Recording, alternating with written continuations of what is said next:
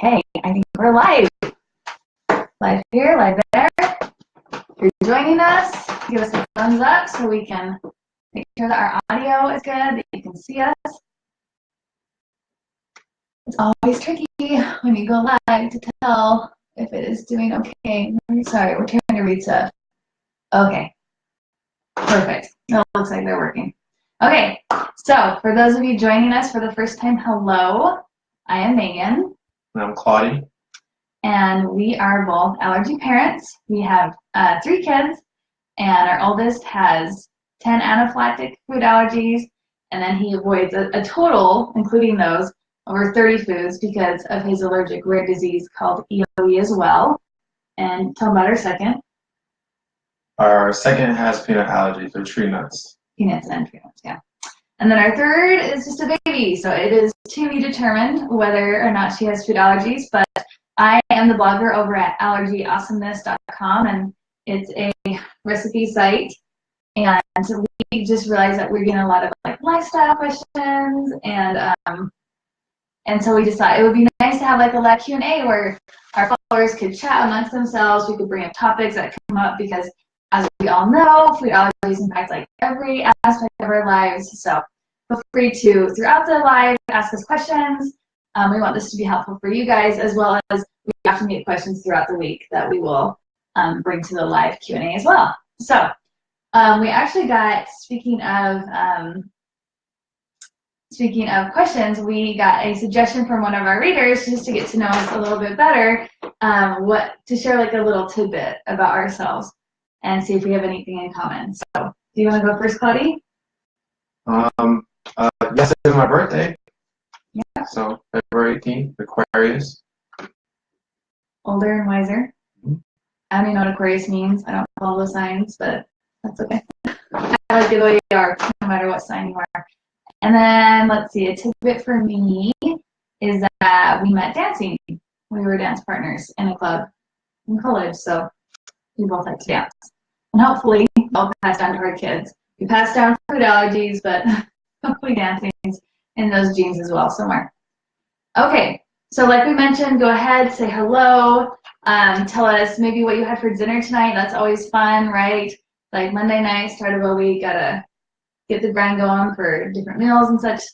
February 15th, here, oh nice, close birthday, yay Brittany. Favorite birthdays. My mom's birthday in February as well, so I have a love for February people. Well, she doesn't know what Aquarius means. I've just never been into the science, sorry. So, you know, if you're into science, you can match with him, if not me. So, I have been a little nervous. Let's see, in or the left. So we've been a little bit nervous for this topic today, but we do feel like it's like super timely, and I got a lot of questions about it. So feel free to comment in if there's something else you'd like talked about, but we thought we'd go ahead and start with the whole Peter Rabbit debacle, right? I mean, if this hasn't been a topic among food allergy people, what has been, right? Like, I feel like I've gotten a lot of direct messages about it, right, Claudia? And we've had many conversations about it this week. We've had a couple. Yeah. So we would love to like get your opinions and see like what you've heard about it and what you think about it as well as us sharing our opinions too. So first of all, first and foremost, we haven't seen it, right, Claudia? No. So this is everything we have heard is hearsay. I do belong to like another food allergy group, and a person went and saw it and I thought it was a really good idea. She like shared basically a synopsis of the whole plot revolving it, which I thought was nice for us to kind of know more so than the others. But from what we know, I believe it's the farmer has a food allergy to blackberries, and the rabbits, for some reason, decide to use that against him, and they throw the blackberries into his mouth as a way to get back at him, right?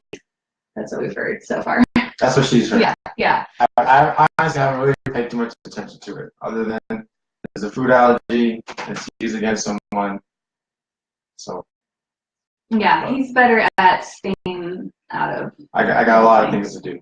Yeah. So that's what she shared with me, is that, you know, there's the movie. I've seen the previews for Peter Rabbit. Yeah.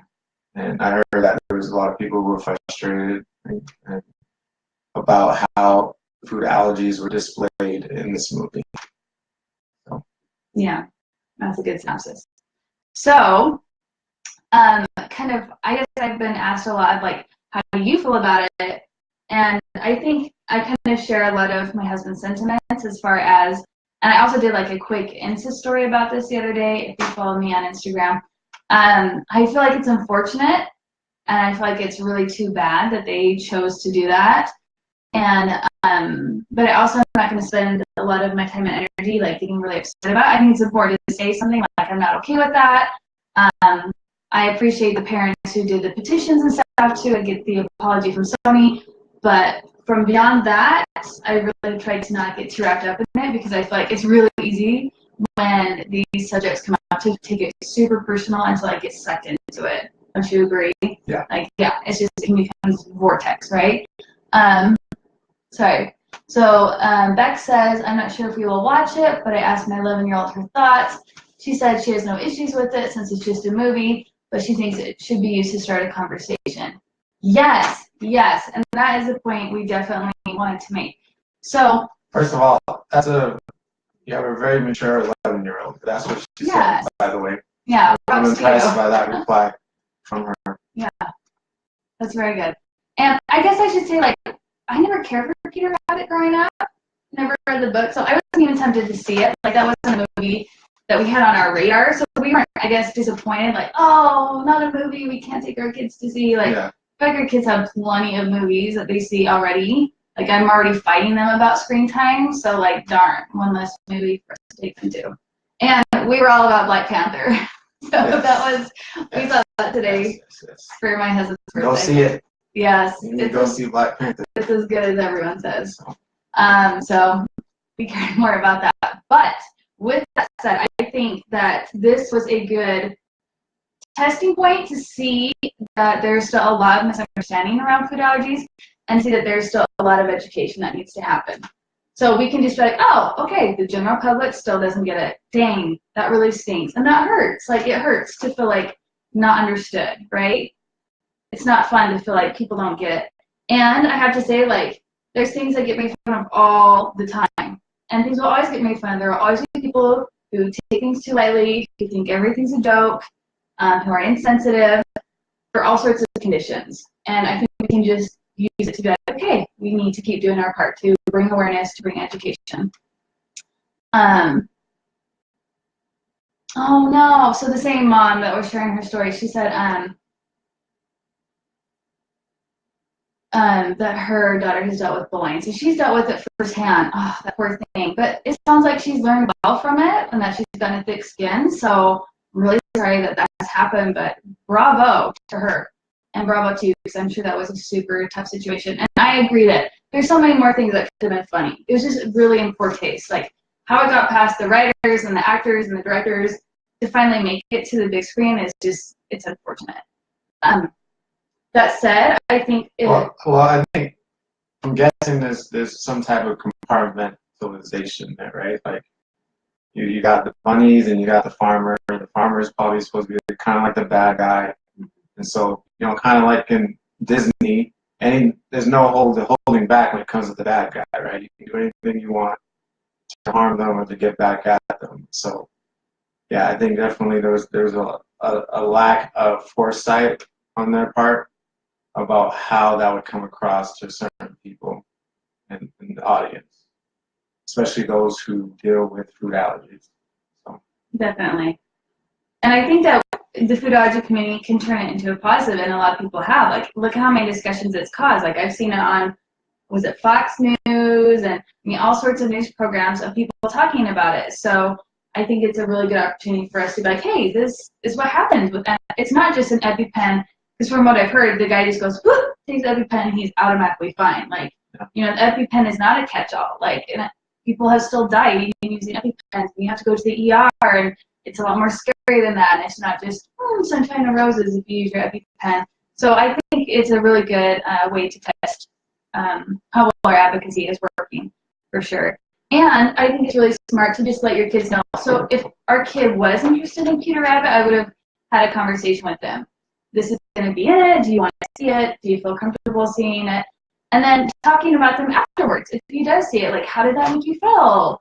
How did you feel about that? What would you do if that happened to you? And just turning it into positive education instead of something to be fearful of.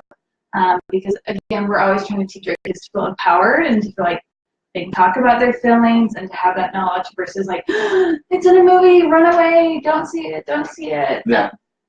And I get it. Like, I get that it feels super vulnerable to be like, oh, even more people don't get it because it comes out of the woodwork when things like this happen. But people don't get it regardless whether the movie was there. But it just feels hurtful to be like, oh, man, I have all this more work to do. But I mentioned in my Insta story, like, live where you stand, right? Like, we don't have to fix everyone and everything, but, like, talk to your teachers, talk to your soccer coaches, talk to your neighbors. And if everyone just surrounds themselves and educates their community, like, how much more level of awareness are we bringing to the table? Yeah, I agree. I was just thinking, like, this isn't, sadly, not the first movie. Mm-hmm. And it probably won't be the last. I think, if I remember a few years back, it was Box Trolls. Oh, yeah. Yeah. I remember the first time Megan thought a movie was Box Trolls, and supposedly they have a scene where it's kind of the same, where they give somebody something that they're allergic to get at them. And I remember that was kind of like our first introduction to us, discussion we had about movies. And of course, our son was younger. Yeah. And we chose not to watch that movie. It didn't look like a good movie anyways. Yeah. Thankfully, like, the movies that this had happened to, they've been movies that were like, they're not missing anything. But I remember having that frustration and feeling misunderstood and kind of trying to figure out, like, why would they put that in the movie? And so I think with this movie is kind of the same. People are kind of concerned as far as why would they put this in the movie where this is real life for people who are going through this, and it's not fun and it's not enjoyable and it's not as simple as it's displaying. And I think there's probably a concern that we don't want to miseducate people as well. Sure, right? You don't want people thinking they can go act out what they saw. Yeah, that in real life it's not going to be that simple, or it's not a simple prank to just, affect someone with something that they're allergic to, and that you can just move past it, especially where we deal with bullying on a daily basis, especially where we deal with people who die from being exposed to these allergens without people being aware. So I think definitely it helps open these discussions. If our kids are watching it, or our neighbors' kids are watching it, it can open these discussions and help them understand the difference. So. Yeah, and let's use it to our advantage. Like, if it's a talking point right now and it's a hot topic, like, let's take control of the conversation. But yeah, I get that you might not understand. Let me help you understand.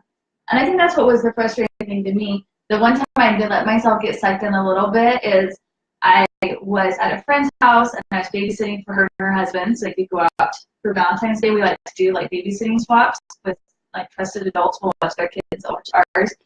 And so I had like nothing to do, right?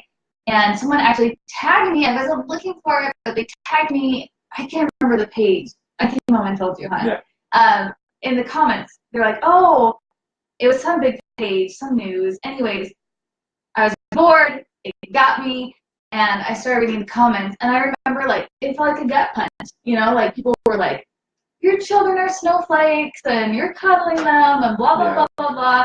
And I came home, and I was like, hi, why would they be so mean? And I think it was just a good reminder as far as I felt hurt by their comments because it was unsolicited advice. And we talk about that a lot, my husband and I, between ourselves. Like, if someone didn't ask you for your advice, they're probably not going to take it, because you're a stranger, I don't know you. So I think as passionate as we are on one side, these people are passionate on the other because for some reason it's really bothersome to them. And we don't know them. We don't know why. Like, maybe they felt their parents didn't stick up for them as a child. So it's very triggering for them to see other parents be really passionate about their children. And you just have no idea their background and their situation. And so they're passionate, we're passionate. And sadly, this like online discourse that we have got going on where we feel like we can say anything online and there's like no consequences and you don't have to say it to their face so people feel emboldened even more to say things that maybe they wouldn't in person.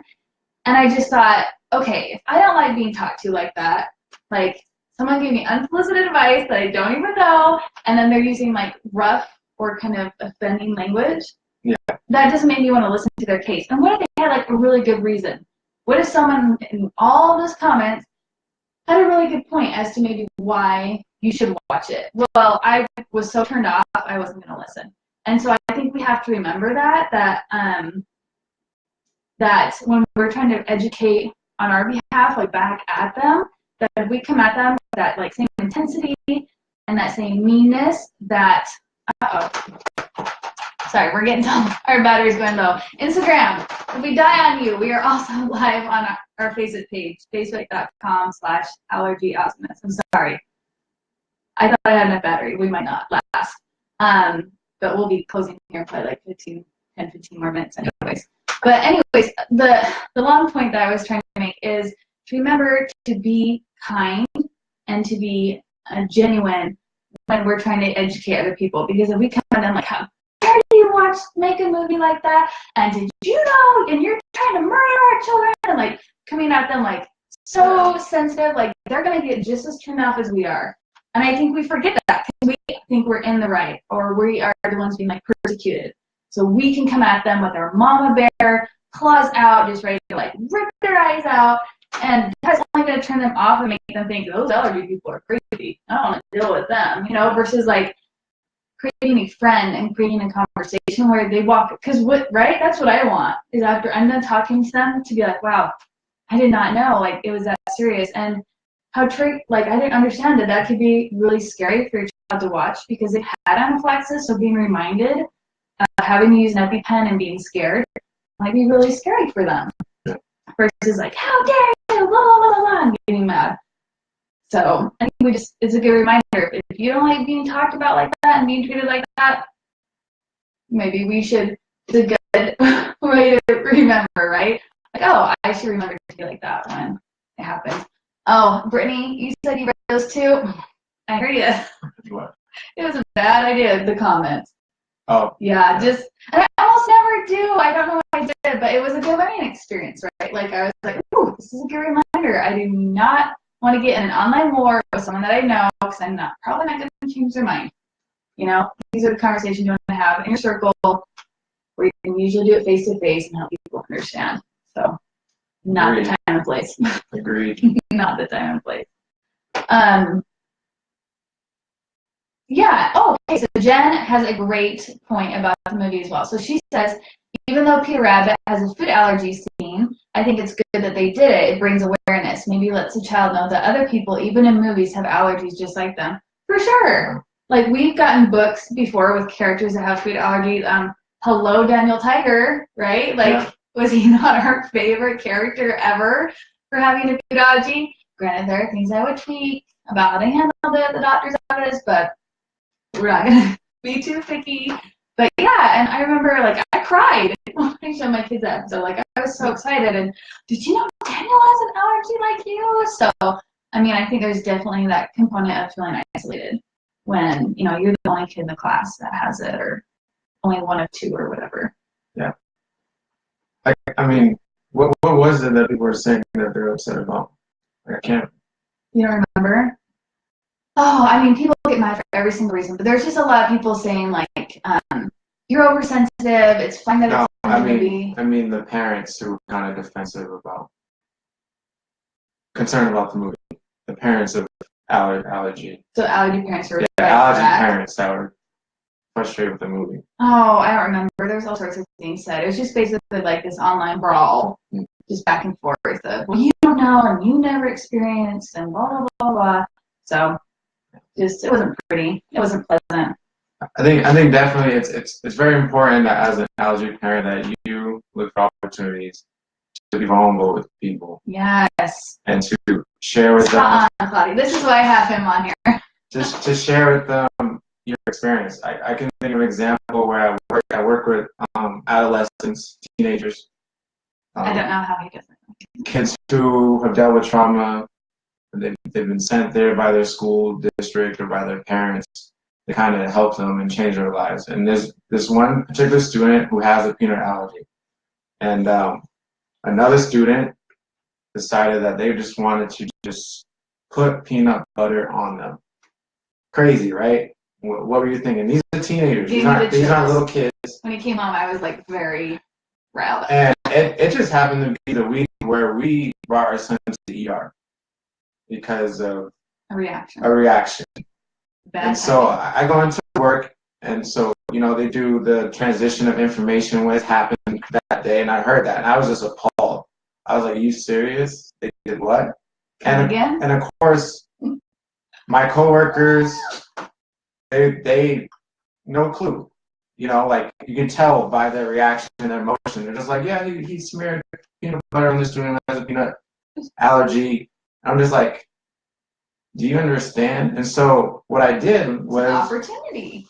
I, of course, voiced my frustration, but I voiced it in a way with, like, hey, this is a serious matter. Like, my son, whom, you know, my work is seeing my kids. I bring my kids to work. They love them. They think they're cute. They're adorable. So they have this connection with them. Mm-hmm. So I'm like, my two kids have peanut tree allergies. And in fact, one of my sons had a reaction, and we had to take him to the ER. And this is triggering to me. He's actually been taken 3 times. He's trying not to stuff. And so I expressed, like, this is triggering to me. Like, I just had to watch my son, you know, turn different colors, potentially get boils. I'm like, and we have to, you know, contact the parents whenever it happens. I'm like, and you have to understand what these parents are going to feel. Like, hearing that, you might just think, oh, your son got smeared, but you have to understand how they're going to feel. And so I expressed with them how it felt for me and how frustrated I was about hearing that happen, how triggered I was that my son had just recently been to the ER and that this has happened, and that no one seemed to really understand. And that's when people were like, oh my goodness, like, first of all, I'm sorry for you, like, you had to go through that with your son, and, oh, I get it now. Yeah. You know, like, this is a serious thing. And I also spoke to that student, which I have a relationship with these kids. The same thing, I shared the same thing. I'm like, I heard you did this, like, do you understand? And of course, he didn't. You know, he just thought it was funny, the way to poke fun at this kid, to kind of get him, you know, anxious or, you know, off guard. They did it in the cafeteria in front of everybody. And he wasn't really thinking. He never had the experience that or heard that people died from it. He wasn't trying to, like, murder. He wasn't trying to murder him, but he was trying to get some type of reaction. And again, like, I share with him what I had to go through with my kids, and totally different than if I had just chewed them out. Do you know what you did? And flipped out on them. And it took a lot. Like, I had to calm down. I'm not gonna lie. I had to calm down. I'm like, okay, I need to talk to this kid. And I need to be able to do it in a responsible way, because of course it's my job and I don't want to get fired. But as well as I knew I had a relationship and that he would listen, and that if I had just attacked him verbally or come with him with all this energy, that he would have shut down, and our relationship would have gone to the side, and we would never have had the understanding that we have now. And so it's important to find opportunities to be vulnerable, because people usually listen. Because you connect. When someone lets their guard down, it's hard to still keep up that fence. You know? People will usually respond appropriately. And if they don't, if they're that one and whatever type person, then you know, okay, you're not someone who's safe. I can't be around you. I can't have these discussions with you. And you're not emotionally safe. Yeah, and therefore, you know, we'll move on. Move into an outer circle in your life. Yeah, but don't feed into the energy where you're back and forth in the war and the argument, and not worth it. Or in person, like you just end up being in more trouble than you do.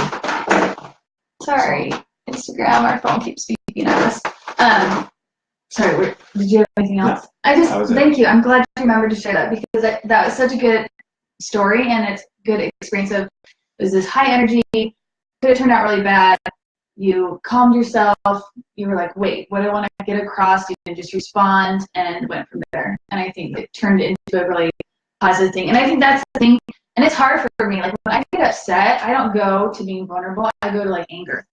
He knows this. That's my go-to. That's more comfortable for me than sitting in pain or sitting in sadness. And I think it's hard to like come back at someone if you're like, that was really hurtful. And just let them know, so like, oh yeah, well you should have, and like kind of pop their comments. Like if you're just like, that's really scary to me, and that's scary to my child, and that's really too bad. And side note, on top of that, as far as like being vulnerable and educating people, I also have 12 to 14 students, boys, that I'm responsible for. And so I also took that as a teaching moment in which I gathered them together and I, went over, like, I know you guys heard about this that happened in the cafeteria today, et cetera, et cetera. My kids, again, they've seen my kids. And, this is what my kids deal with. And, I was able to talk to them about it and as well as challenge them that they would be someone who stuck up for this kid, as well as other people who have food allergies. And so, again, I was able to use that as a teaching moment where, again, none of these kids are familiar with allergies, and now they can kill some people. If you're removed from the situation, like, how would you know? I didn't know until we had kids with food allergies. You just don't get it, And things like that. So, and it's weird to think that people don't connect the dots. Like a lot of them are familiar with like, bee stings and people throat swell and tongue swell, but they don't. My girl. But they don't connect the dots. Like, tongue swelling, throat swelling, death. Mm-hmm. Until they've experienced that and they've seen that in real life, which a lot of people haven't. For some reason, they don't really connect. Like, yeah, I've heard about it, and this can happen, but they don't connect that someone can die until they personally know someone where that's happened or they witnessed it happen. And a lot of these people, the kids I work with especially, none of them had witnessed or heard of that happening. They've just heard of, someone.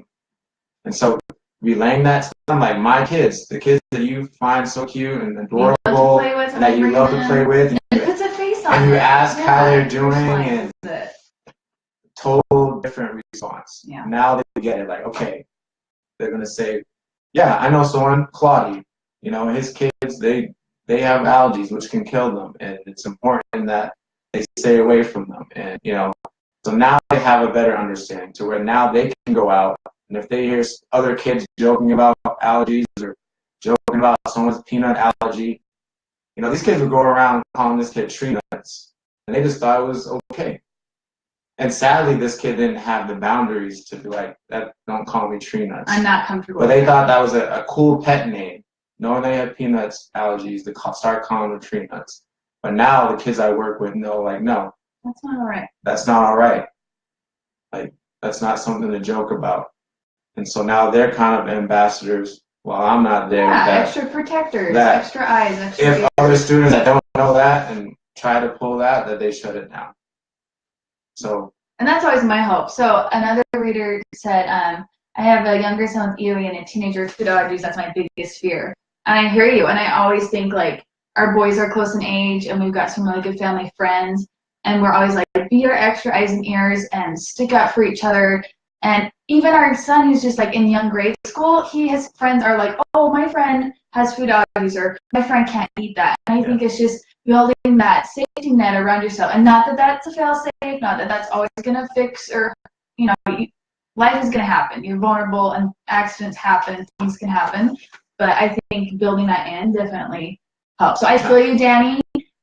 I feel you feeling that fear. And I think it's important to, like, recognize, that is scary and that could happen, but not like sitting in that fear, because it's depressing, staying in that phase. And that's what I was feeling when I was reading those comments.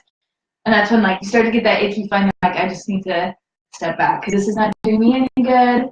It's just making me upset. So, need to stop that. So I can totally appreciate that for sure. And hi, Melissa. See you on. I love her. She's another allergy mom I learned a lot from. But I guess, did you have anything else you want to say about, or should we end? With Danny, it just came to my mind, look for opportunities to educate. I know as allergy moms, we feel like that's all we do, but it's so important. We have one parent friend who was just talking about how she took the opportunity to educate little kids about emotional health. Love you, Carrie. You know, something that I never thought about, but she just thought to like go and ask the teacher, hey, can I come in once a week? In her own son's class. And talk to little kids about, you know, emotional health, like being able to talk about your feelings.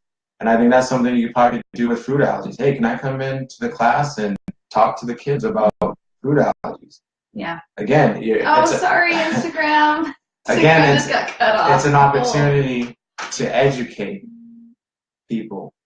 And of course, these little kids, their minds are very impressionable, and they would totally be open, like, hey, so-and-so in my class, and they grow up to be these teenagers or these adults that we fear are going to be insensitive and not get it. So there's opportunities. Yeah.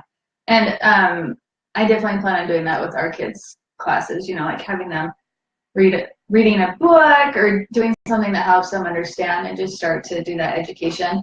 But I guess, was there anything else you want to say? Oh, and of course, these kids will go home and talk to their parents, right? Yeah. Say, hey, I learned today certain foods can kill people, and there's someone in my class where these foods can harm them. And again, that's a way to educate and probably lower the guard of some of the parents, you know, who might hear like, oh, we can't bring such and such to class. But when they have their son being like, hey, my best friend has a food allergy and this could kill them, it might be a different response. For sure. And I think, our children have been total poster children in our, you know, church congregation, neighborhood, because everyone's like, oh, we love him. Oh, he is? It's really that serious? Oh, we wouldn't want to do that to him, you know? And I think, I'm just going to touch on this. I feel like we could do a whole other thing with this, but so just don't let me dive in, okay? Stop me, start talking. But I think along with education comes, if I'm around someone and they're like, oh, I'm allergic to that, I'll be like, oh, have you gone and tested for that? Oh, do you carry an EpiPen? Oh, it makes your stomach hurt when you eat it? Oh, that's actually an intolerance. You should use that word instead. Because I think we have to appreciate where the general public is coming from and with their annoyance and when they're like, oh, the food allergies again. Because there's so many people who use the word incorrectly or use it to like at a restaurant because they don't want something served with that because they just don't like it, or, you know, they're doing it for a fad diet. Like, these are a lifestyle preference. Yeah, lifestyle preference. And there's nothing wrong with that. Like, if you don't like gluten, you don't like dairy, by all means don't eat it, because then there's more of a market and then companies will want to make products that don't have that in it. So I'm not saying there aren't positive things, but I think really trying to help people understand that there's power behind these words. And if everyone's going around saying like, oh, I have a food allergy when they really don't, then it dilutes it and it muddies the water and it makes it unclear. Because I've seen people be like, oh, I knew so-and-so, and they said that they had a peanut allergy, but they would still eat Reese's every once in a while. Yeah. And so then they think that's okay for our son. So there's a lot of education going from insensitivity to false knowledge to misunderstanding. So there's a lot our community can do. There's a lot we can do. And with the whole feeling upset or not feeling validated or feeling scared, like, come to a community that gets it. I think that's the best thing. Instead of like hoping to change someone's mind on the internet that you don't know, or, you know, getting, oh, I'm sorry, that would be awful. You're probably not going to get that. Like, come to our live Q&As. Come to, you know, other allergy moms who can say, yeah, I heard about the pea rabbit thing and that really stinks, you know, and what should we do about it? And just go to the right places for validation, because if you're looking in the wrong spots, it's never going to feel right anyways. So, yes, intolerance and actual allergy. Oh, let's do a whole live on that sometime. We'll just stop it right there. But my last thought that I want to share is, so the whole Peter Rabbit thing is happening, I feel like maybe a week before Valentine's Day. Yeah. And I had sent, if you watch my Instagram stories, I had sent an email to my son's teacher and was like, here's a list of all the food or all the safe candies he can have. Can you please pass this on to all the parents? And I am getting to the point now where I'm trying to surrender. Like, I do my part, but I can't expect people to always do what I want, right? Like, they have their own choices, their own lives. My son knows not to eat candy until he gets home. We can sort through it, what's safe, so on and so forth. He comes home with his little Batman Valentine's box, not one piece of chocolate, which I had mentioned, and everything was safe. And I was just almost moved to tears, you know, where he was like, I can eat that, I can eat that, I can eat that. So I was just reminded, mean people are always going to be loud, because they're obviously mean because they're hurting. And so they're trying to put that out there, right? And I feel like there's so many good people in the world that just aren't as loud and that actually are willing to accommodate and are willing to help. And it's just a good reminder to me that you can focus on the mean and the negativity, or you can have an entire classroom of nice, caring people, and to focus on that and just to realize that sometimes there's going to be people who don't get it. That is kind of the cross to bear with this disease and many diseases. I'm sure I don't understand a lot about, you can name a disease and I'm like, I don't know what that is, you know. But there's so many good people out there, and to focus on that, because it feels a lot better to think about that than to think about the negativity, and to just do our part, lift where we stand, educate where we can, and just keep on trekking. All of us allergy family, let's do it. We can do it. So next week, join in. I'm thinking it'll be at the same time. I know we've changed the times on you guys, but my husband's hours may be changing. So just stay tuned, follow along on my Facebook or Instagram page, and we'll be sure to let you know ahead of time. Also, they're changing the algorithms again. So if you want to see when I'm notifying you when the live is coming up, you need to interact with my posts throughout the week. So like them, comment them. That way it'll make sure to stay up in your feed and you can see what's going on. And also, I'm going to be posting, hopefully tomorrow, a super yummy Instant Pot chicken, mushroom, and wild rice soup with a video. So be sure to check my blog later. And last plug, thank you, Danielle. Love you, Danielle. She's one of my favorite allergy moms. Oh, shoot, Danielle. No, I lost my train of thought. Oh, if you have EOE, which our son also has, it's an allergic rare disease, I published a mother of a post over the weekend. Hi, buddy. Yes. I was checking with him like, what other question would an EOE parent want to know? I'm not saying we have all the right answers, but I tried to share everything we've done in the 5 years that we've had it.